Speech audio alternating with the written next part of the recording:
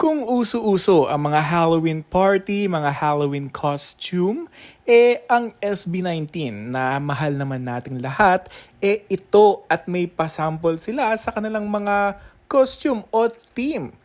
Unahin natin si Justin na naging Ash siya ng Pokemon, no? Tas ito came from a movie, no? I don't know which one, pero grabe din talaga itong si Josh kung makaportray. At meron pa siyang aso, 'di ba? Ang cute-cute. Habang itong si Ken or Philip, 'di ba?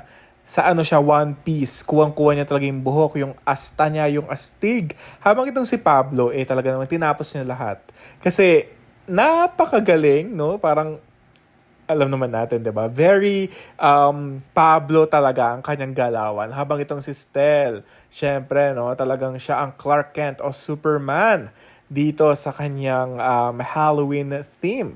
Napakagwapo, no? Talagang kitang-kita talagang kanyang kakinisan, ang kanyang kahubog ng kanyang katawan bilang Superman. Kaya ang astig talaga ng SB19, alam naman natin na ito ay partnership with an ice cream brand na sila ang endorser. Pero ang cute-cute lang dahil they made an effort para sa mga 18 fans na magkaroon sila ng mini Halloween party at itong si Stel, in-story niya ito kagabi sa kanyang effortless na look sa kanilang 1Z company, no? Dito kasi sila mag-shoot.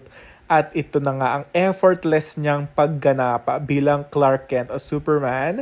At talaga namang astig na astig talaga itong si Stel sa kanyang mga ginagawa, no? Kaya ang galing-galing talaga at may pauso silang ganito at may effort para sa kanilang mga fans at mga mahalima na gawin ito, 'di ba? Para sa Halloween season. Kaya thank you very much SB19.